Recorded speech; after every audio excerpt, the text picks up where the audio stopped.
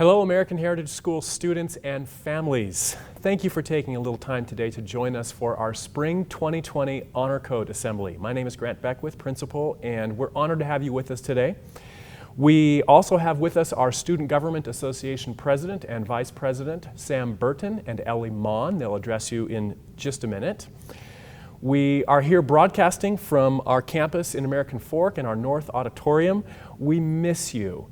We wish that you were all here, but we're happy that we can connect with you via technology, that we can connect with our international students around the world via technology. We're just glad to be gathered today, even if online.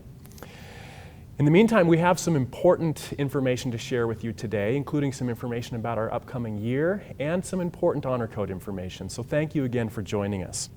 Let's begin with a musical number, a choir piece that was performed and recorded previously by our choir, following which a prayer will be offered by Dave Buer, who is our school's communication director. Dave is the man behind the camera in so many of our AHS online videos and productions that we've done over the last month. Mr. Buer, thank you. Following Mr. Buer, we will be pleased to hear from President Sam Burton and Vice President Ellie Mon from our Student Government Association. Choir, and then Mr. Buer, and then Sam and Ellie.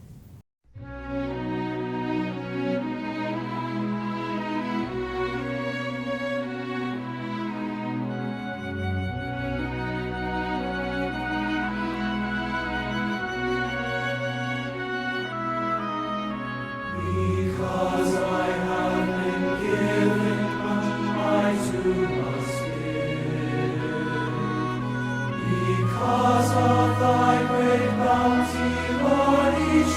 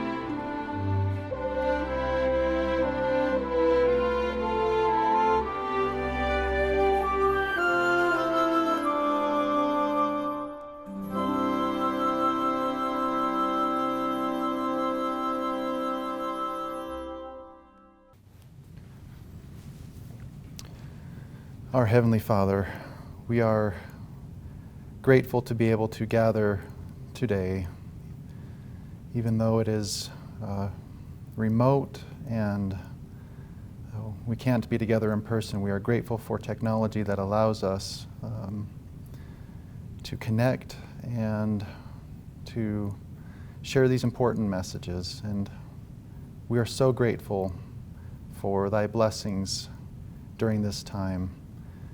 We're grateful for the students and parents and teachers for their efforts to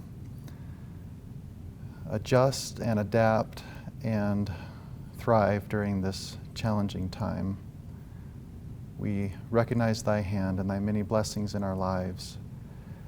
And we are so grateful also for the mission of this school. And we pray that each of us can be instruments in Thy hands in furthering Thy work. We pray for Thy Spirit to attend us during this meeting, whether we're watching it alone or with family, that what is shared today will touch our hearts and help us to desire to draw closer to Thee. We love our Savior. We're grateful for His atonement. And we say these things in His name, Jesus Christ. Amen. All right. What's up, Hey guys, we miss you. I miss seeing everyone in the halls. Man. Miss This all is the rough. games, fun times. Yes. But we got this, right? Since this has So- been kind of hard, Ellie and I came up with something for you. Yeah, so American Heritage has been focusing a lot more on the safety side of things right now, which is super awesome. And we just came up with an acronym to help you guys remember to stay safe. So it's AHS, right? We've got American Heritage School. We've AHS. got Always Honor and Serve. AHS. We've got Alleviate Human Suffering. AHS. And now we have, wait for it, Apply Hand Sanitizer. AHS. Guys, make sure you apply that hand Oh sanitizer. my. We're kidding, but Stay clean. Make sure you're doing your best to stay healthy, but also don't do anything you wouldn't do if you were seeing everyone. If life was back to normal, yeah. we Good have call. a lot of time on our hands right now, and there is a big temptation to entertain ourselves in whatever way is available. So just remember, keep the church standards, keep the school standards, and we'll come out of this better than ever. Guys, don't cheat. It's easier while you're at home, no one's around you, you don't have an official proctor. Just don't do it. It's not worth it. It's not cool. I haven't tried it, but I've heard it's not worth it. Have you tried it? It's worth it. Ellie, But it's not good. I'm kidding. it's not I've worth never it. cheated. Don't listen to her. We wanted to remind you guys of all the good you can be doing right now. I know that things are crazy stressful. It's whack, kind of all the things that are going on right now, and it stinks that so many things are canceled and stuff, but this is probably the last opportunity you'll ever have where work is canceled or your hours are super limited, or church is canceled right now. That's probably never going to happen again, hopefully. And school's at home. So even though we are doing schoolwork right now, there are so many things you can be doing. Learn that language you wanted to, or hone that skill that you've been wanting to for a long time, right? Finally learn how to play the guitar. Yeah, I need to do that. Me too. Yeah, so there's all this good that we can be doing. And yes, coronavirus is terrible and social distancing is not the best, but Sorry about that. but let's focus on the good things we can do right now, right? Also, guys, I know online school is hard. I am not very good at learning online. I'm much better in person. So my grades have been suffering a little bit, but believe me when I say the teachers are really understanding. It's easier than ever to get in contact with them. I mean, Mr. Hancock helped me get my grade from an F to an A the other day, so that was fantastic. Thank you, Mr. Hancock. And yeah, just hang in there, guys. Yeah. Don't be afraid to reach out to anyone. We gotcha. Talk to us. We One gotcha. more, yeah, we're just remember we're just as bored as you guys are. Yeah. So if you need help, please talk to us. We would love to talk to you We're guys. begging you. One more thing. Mr. Hymas has extended the deadline for anyone who's running for a student government position. From today, he sent out an email saying it's Tuesday at 2. He's extended it again to Thursday at 2. So, what would you say about that? Should they do it? Stugo is awesome. It's Do pretty it. cool. You get to plan events, you get to go to events, you get to be in halftime shows if that's what you're into. If not, you can also do the kind of the less public side of things, but still very important side of stuff, like financial planning and event planning. Really, like Sam and I have been involved in planning the games, the halftime shows, pretty much everything fun that happens at the school, we've gotten to be involved in. So if you have any interest in making next year the best year ever, maybe second best after ours. Right, we're leaving, so that's not Yeah. exactly a possibility. But Then apply! Do it. It'll Yeah. be a good, you won't regret it. Now remember, be friends be scholars. and be patriots.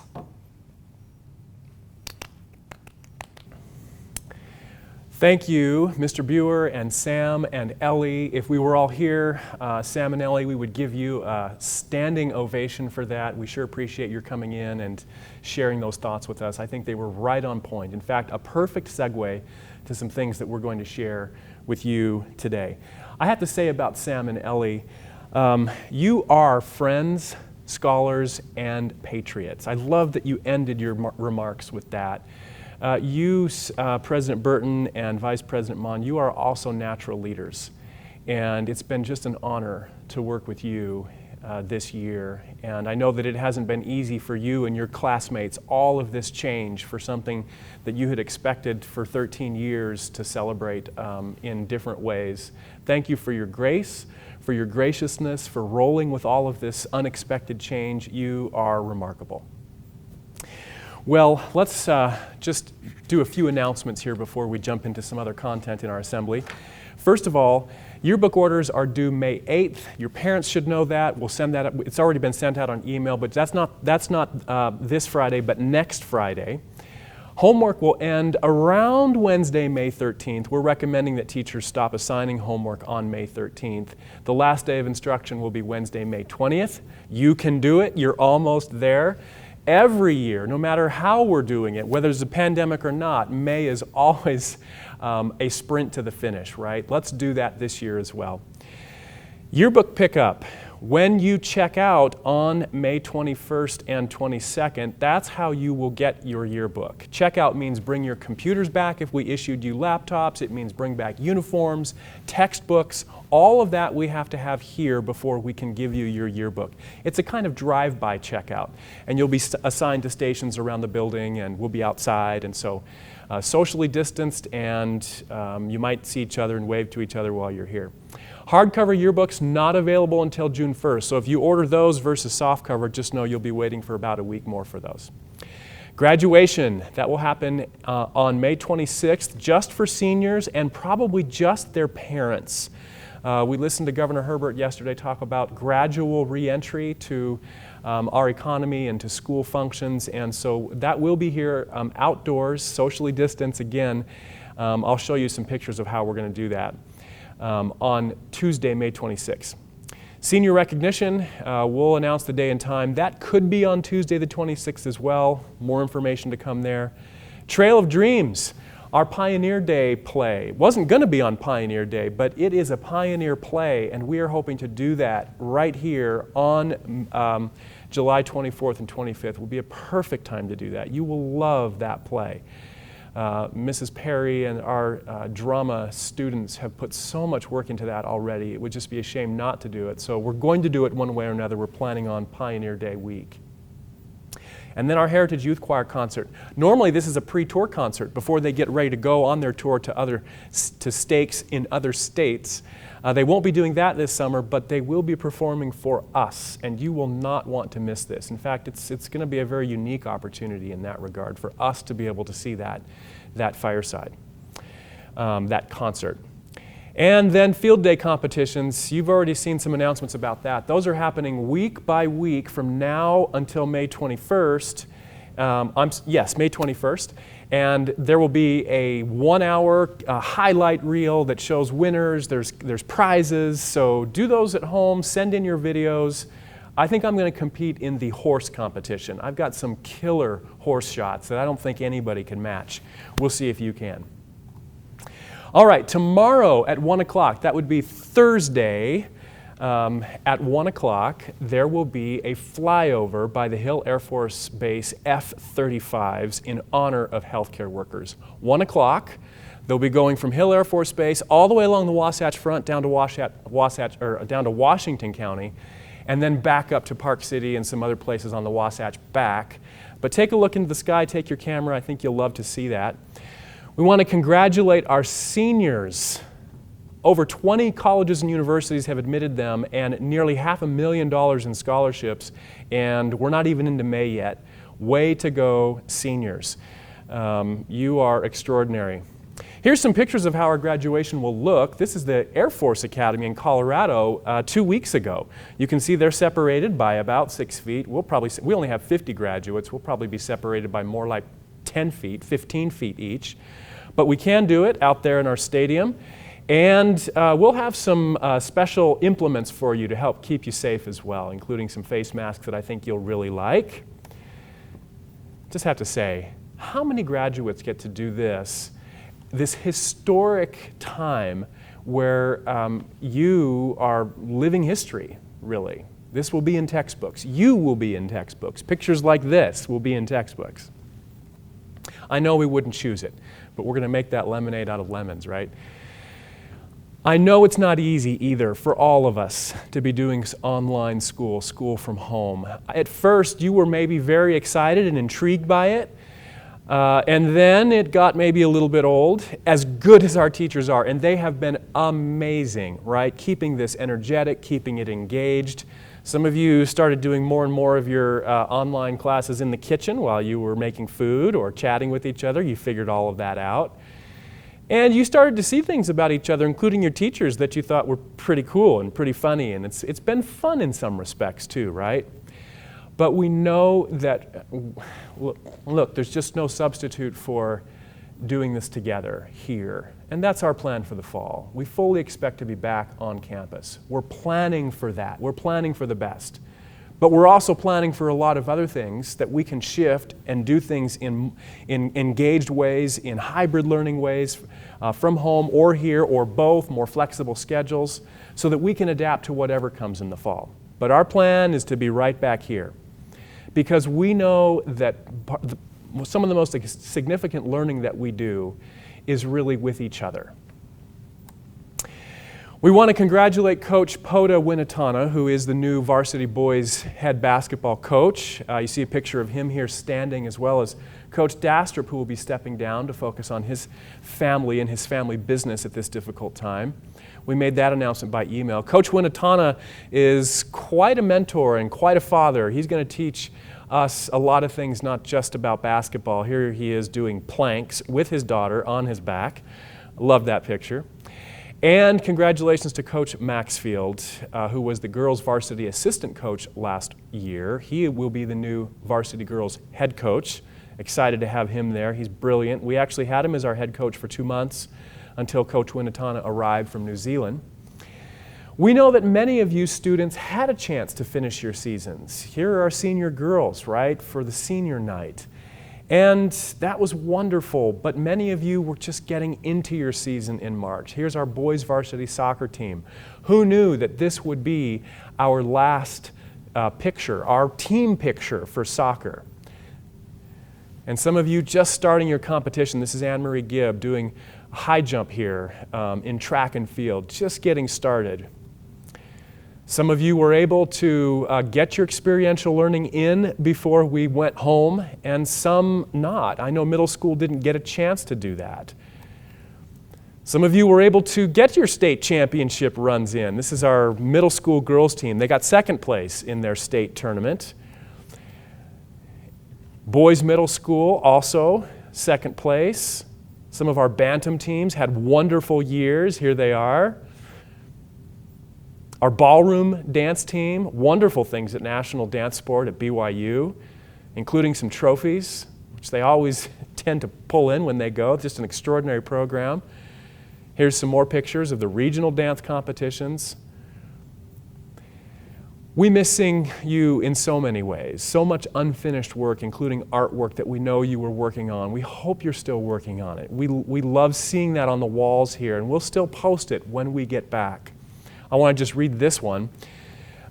Be bright, shiny, sunny, and positive. Spread seeds of happiness. Rise, shine, and hold your head high. Advice from a sunflower.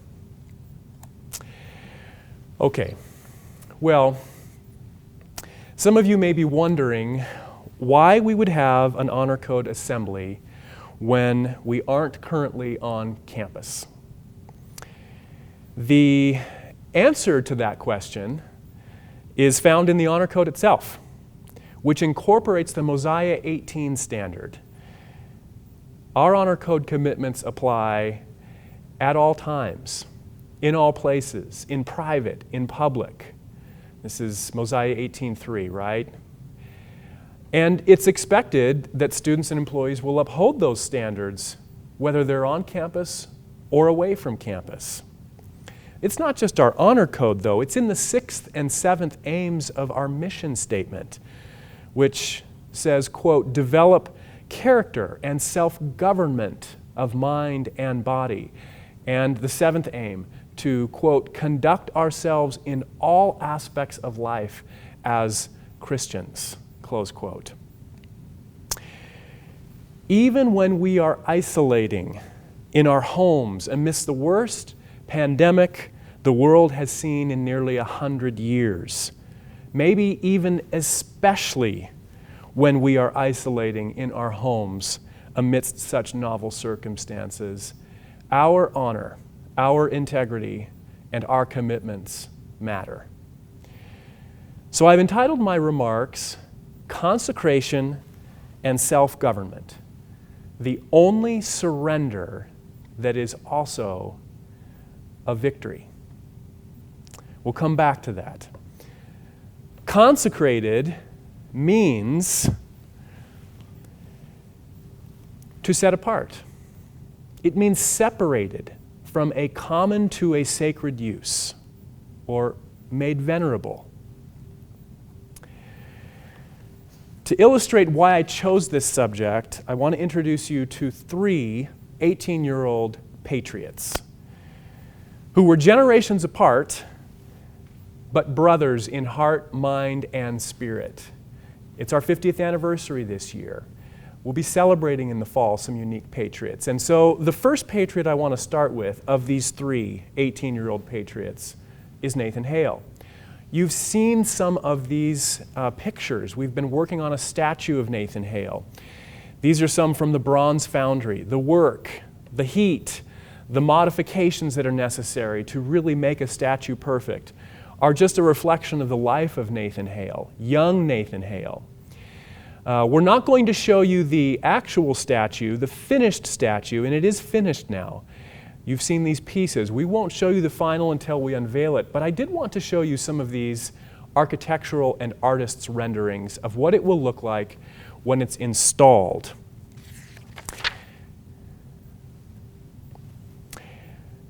Nathan Hale is the personification of our kind of patriot. At age 18, he gave a valedictory address, just like a valedictorian speech, while at Yale. He then becomes a teacher, and he loves to teach his students. He talks in his journal about how much he loves teaching and learning and being with these young men and young women who are rising to take their role in society. A few years later, in 1776, he volunteers for a dangerous mission with General Washington. He's captured behind enemy lines by the British in Brooklyn Heights, New York, and becomes famous for proclaiming before he is hung at the gallows, quote, "I regret that I have but one life to give for my country." More on Nathan Hale when we unveil his statue in the fall. But let's shift to our second 18-year-old patriot that we wanted to address today. This is Neil Maxwell. Most of you won't remember him, but those of us who do miss him dearly. He fought a lot of hard battles in life, including active duty in World War II, during which he served as an infantryman in the United States Army 77th Division, where he saw action in the Battle of Okinawa. He also battled cancer, leukemia to be specific, for the last 8 years of his life until he passed away in 2004. But I want to come back to the island of Okinawa and World War II, where we find young 18-year-old Neil Maxwell. You can see this is a picture of him here with his mortar platoon. The soldier right next to him is actually holding one of those mortars. May of 1945, young Neil Maxwell is just out of high school, as so many of these soldiers were. In fact, as he was being brought in on the boat, and he saw the guns blazing from airplanes, from boats, this was one of the hottest battles of the Pacific theater of World War II. As he was coming in on the boat to Okinawa, he received the news just recently of President Franklin Roosevelt's passing, of Heber J. Grant, President Heber J. Grant, the prophet at the time, also passing away. This was a time that was trembling and reeling beneath them. It was not unlike some of the great defining years in American history, such as 1776 for the Revolutionary War and Nathan Hale. 1945, the culmination of World War II, and here young Neil Maxwell is coming to this island of Okinawa, and there are about 1 million people on this island, mostly soldiers at this point, of whom 250,000 of them would ultimately die. This was about as bloody and as bad as a war can get. Listen to the resolve of young Neil Maxwell to keep the word of wisdom in a foxhole on Okinawa Island. He was constantly thirsty. He only had foul water to drink. Boiled coffee would have been more than its usual temptation, for sure. He gave away all of his beer, his coffee, his cigarette rations in exchange for a little water. He never would drink the coffee. He sensed that a core principle was at stake. He even wrote home to his parents, quote, "I had a dream the other night. You folks were holding Carol up to a window and I was saying boo to her. And she laughed just as she does. Boy, if that didn't make me blue. It's rough here. It will be wonderful to bathe again. I'm still not smoking, drinking, tea or coffee. Nothing great, but the coffee is tempting sometimes." Isn't that amazing to hear who would become an apostle of the Lord talk about how tempting it is to keep commitments when situations and circumstances are so difficult like this? Here's another quote from another excerpt from his diary. May 24th, 1945, quote, "I had a ration biscuit and rainwater for the sacrament.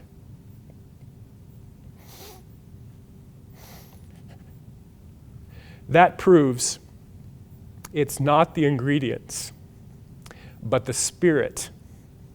It was wonderful. The mud is terrible here. Many things have strengthened my faith that I can hardly wait to go on a mission." Then, in one of the most harrowing nights of his tour of duty in Okinawa, he was called closer to the front line with his mortar squad. He wasn't taken to the very front line, which was a mortally dangerous experience, but a little bit back from the front line, in a foxhole with his mortar squad. He describes in his journal this frightful and fateful night that the enemy was triangulating the foxhole, the mortar foxhole position, and they were landing their mortars closer and closer and closer to his position and his foxhole. First a mortar explosion 50 feet away, then 25, then 5 feet away, and he knew that the next one would likely be a direct hit, and he could lose his life. In that moment of fear, he jumped out of his foxhole, left the cover of his foxhole, and began to run down the hill. He stopped, and he listened to the Spirit. he went back to his foxhole and he got down on his knees and he prayed. A year later, his mother describes a moment on that very night when she woke up and said to her husband, "Clarence, we must get up and pray again. Neil is in great danger."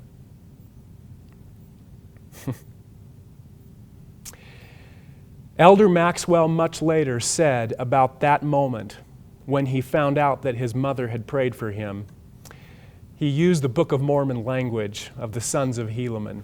"I doubt not that my mother knew it."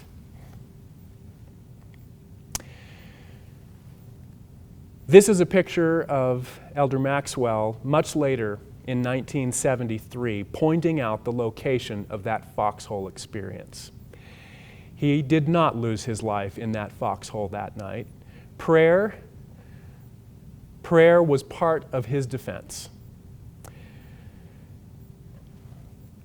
In March of 2000, when he was pondering his leukemia, his cancer, many, many years later, with its implications both dreadful and miraculous, Elder Maxwell had a sacred experience that he could only compare with what happened that night in 1945 on that Okinawa island in that foxhole. The soul voice of the Spirit came into his mind to whisper, quote, "I have given you leukemia that you might teach my people with authenticity," close quote. The words sank in deeply, confirming his belief that the Lord had authored his tutorial and his recovery. My young friends, I'm sharing this story with you because we believe, if we understand the plan of salvation, that the Lord authors much of our tribulation in life. It's why we came to earth. And what we're going through now is hard. But if we see Him as the author and finisher of our faith, we will rejoice in the strength that can come, the authenticity that can come, the empathy and the charity that we can learn from this experience. Elder Maxwell began to understand consecration. And this is the topic of this assembly, consecration and self-government. And this is what he said about consecration in the depth of his trial and sorrow with cancer. He said, quote, "Consecration is the only unconditional surrender, which is also a total victory," close quote. It brings release from the raucous, overpopulated cell block of selfishness and emancipation from the dark prison of pride. Well, let's turn to the third and final 18-year-old patriot that we wanted to share with you today. This is Ben Patch. He is the son of Chris Ann Patch, who's our PE department instructor. Ben was here in 2009, a high school student at AHS who was sworn in as the new Student Government Association president that year. As part of his inauguration, he gave a State of the School speech that electrified all who were present. It was so stirring that it prompted a spontaneous standing ovation by students and faculty alike. I remember it. I was here. I can't forget it. His topic, which he had settled upon himself, I gave him no requirements, was self-government. Listen to a few excerpts from his inaugural address. Quote, "We are not animals. We are a soul made up of a spirit and a body, and whatever our bodies do affects our soul. When we cease to participate in small disobedience and in its place encourage others to act in obedience, we become strong and we increase the unity and the strength of the school. It is the small decisions that make us strong." He then quoted Henry Wadsworth Longfellow. Quote, "The heights by great men reached and kept were not attained by sudden flight, but they, while their companions slept, were toiling upward in the night." Close quote. What resolve have we when no one is watching? Do we become children of the night, or do we toil upward in the night, as Longfellow wrote? Why would Christian self-government be on our mind as leaders in our school community, both administration and faculty, student government leadership as well? Why would Christian self-government be on our mind in the middle of a global pandemic when there are so many other things that we could be discussing? In part, because we are out of sight from each other, because we are living our lives largely in the private confines of our homes and bedrooms. Self-government is the kind of inward obedience to principle that arguably matters most when we have the choice to do just about anything that we want because nobody is looking, or at least so we tell ourselves. Sam and Ellie invited us to reconsider our commitment to academic honesty, to reconsider our commitment to clean and responsible media, to reconsider our commitment to honor, especially when nobody is looking. Ben Patch, President Patch from 2009, continued in his address, quote, "There are many stories about the power of one person in being obedient to small and simple commitments, and the consequences from ignoring them. Alma 37:41 states, quote, "Nevertheless, because those miracles were worked by small means, it did show unto them marvelous works. They were slothful and forgot to exercise their faith and diligence, and then those marvelous works ceased, and they did not progress in their journey," close quote. President Patch went on to say, "It was by obedience in small deeds that the marvelous works came to pass, and it was by slothfulness in those small deeds that the marvelous works ceased." This principle is as true for our school now as it was for the people in 73 BC, close quote. Thank you, Ben. Thank you, Sam. Thank you, Ellie. Thank you to so many of you who understand this principle, that what we do in private, our private virtue, is the wellspring of public virtue.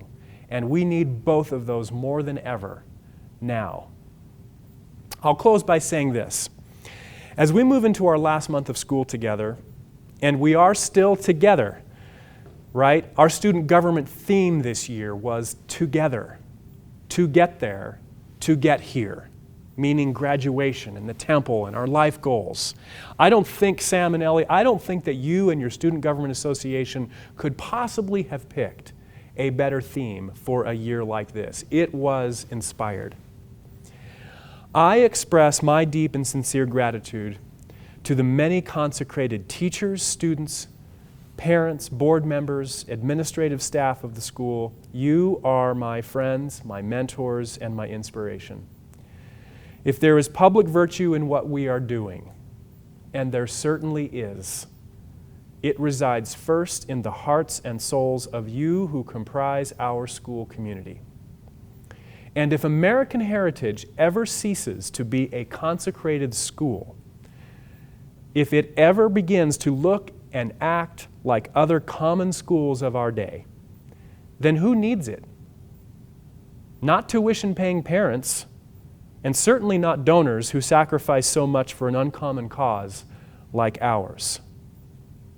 We will not cease to be a consecrated school because our people will not cease to be consecrated disciples of Jesus Christ.